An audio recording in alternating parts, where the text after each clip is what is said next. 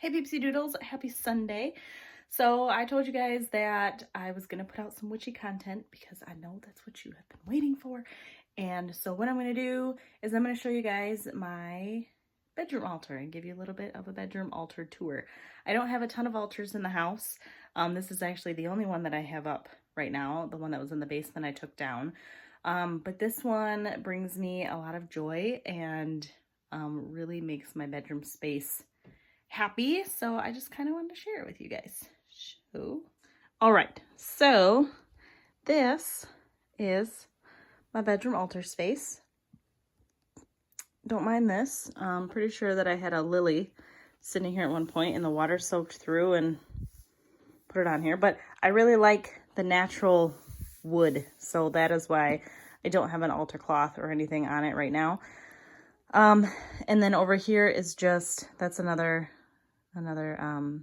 I just call them all Buddha statues, even though some of them are Buddha, some of them are Kuan Yin, some of them are, I don't actually know what this one is, but I always just say Buddha.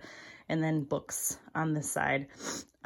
So, I mean, technically I kind of start my altar from like here over, but, you know, over here I do have an owl.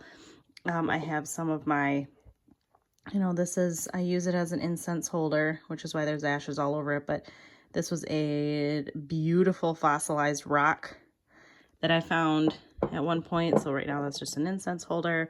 There's a ton of books. Some of them are magical, like Dancing with Dragons, Backwood Witchcraft, Soul Choices. You know, other ones are purely for pleasure. So then it starts here. So this is debatable, whether people call it Kuan Yin or whether people call it Buddha. I always just call them my Buddha statues. It has prayer beads on it. There are two sets of prayer beads. One of them was from Shakti, which now she goes as Luxunis. Oh my gosh, girl, if I'm saying that wrong, I'm sorry. So I am not a particularly huge person as far as prayer beads go on using them, but I love the looks and feel of prayer beads, so I like to adorn some of my statues with them, but I don't actually use them in any meditative practices. And then this one was from Flora. I think that's the order that they go.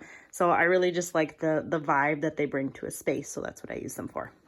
This is a candle that I got from Pier 1, actually, and they smell fucking amazing. So this one is Amber Musk, and it smells very much of fall. So that's that one here.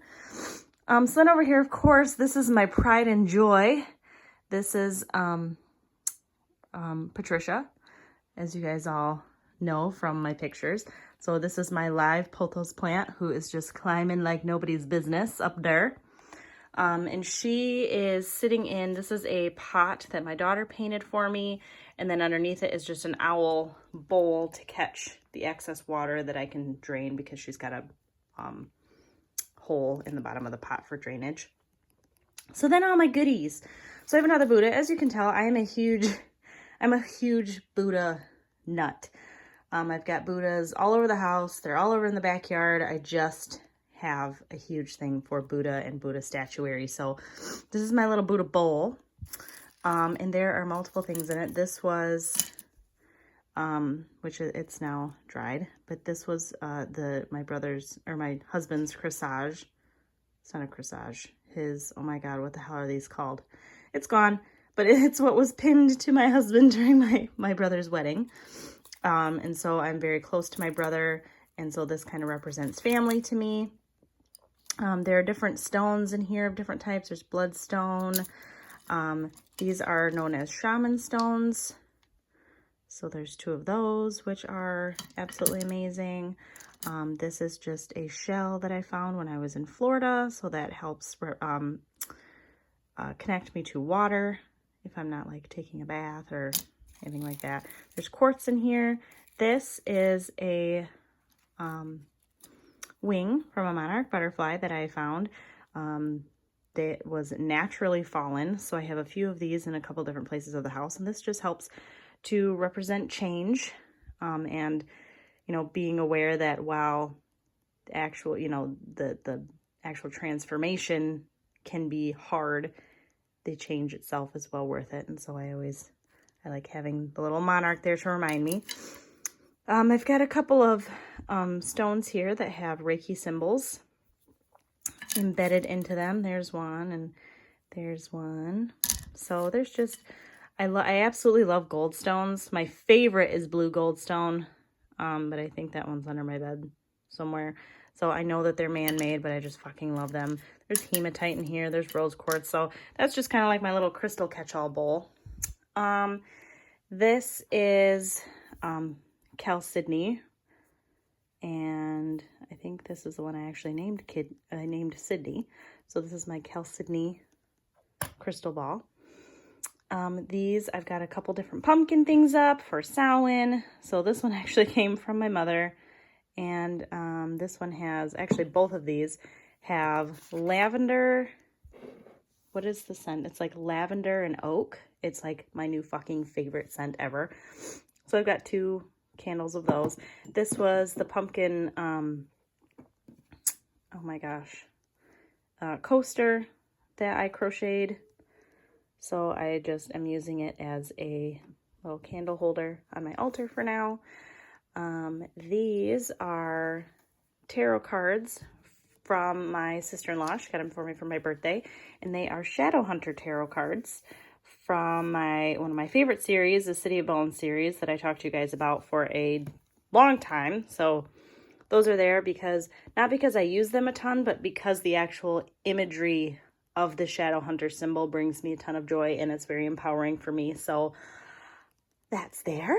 That's actually the symbol that I would like to get tattooed at some point. The Sacred Rebels Oracle is one that I absolutely adore and I love using, and I feel like the imagery is extremely empowering. And so I don't have a ton of Oracle decks. I don't use a ton of Oracle, but this is one of the few exceptions that I do use. So this is here. And of course I have Patricia kind of wound around everything. This is just a candle. It's just for an extra candle because I love it. This is my sugar shaker jar, my spell jar, however you want to put it. I did a couple of pictures on Instagram when I did this.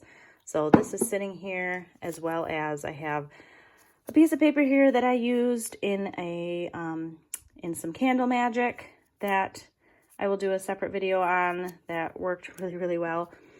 This is a little, this is just a little thing of paper, a little parchment that I use. And this actually came right from Dee.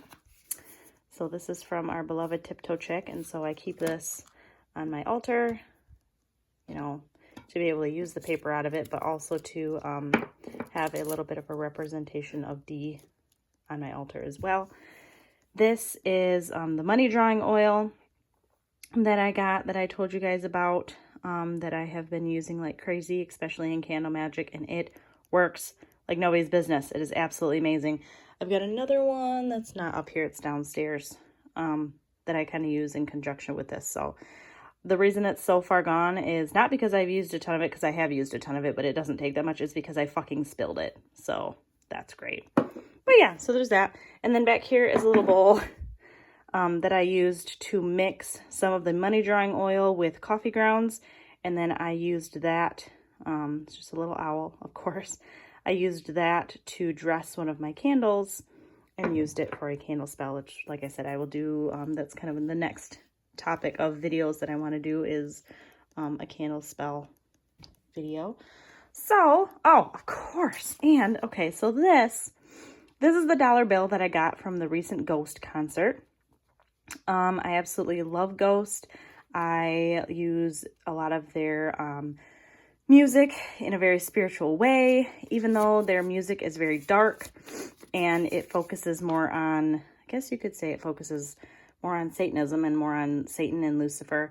I am very empowered by a lot of their music because I don't view Satan as Christians would view Satan. I view it in a completely different light. And so even though this may look like, you know, devil worship to the untrained eye, you know, this was an awesome thing that I was able to get from the concert. Plus, it represents money, which is something that I'm trying to draw kind of here as well. And so that has a special place on my altar. It's got Papa Nihao, or Niao, right there in the middle. Nihil, however people want to say it. So yeah, that was the most recent edition that I put on there as well. So anyway, yeah, that was the only other thing that's usually on my altar, which is, excuse my crazy, messy bedroom, but the only thing that's usually on there is this, which is my Shadowscapes tarot that kind of also sits back here just because, but I was using it and I had it in a video and whatever, and so this is of course my little tarot bag that I made, whoops, and wrapped. So Shadowscapes tarot's in there as well, so that usually sits up there. Boom. So yeah, that is what I got. That is my bedroom altar. Thank you guys so much for hanging out with me today, and I will have some more videos up for you very soon. Thanks guys, bye.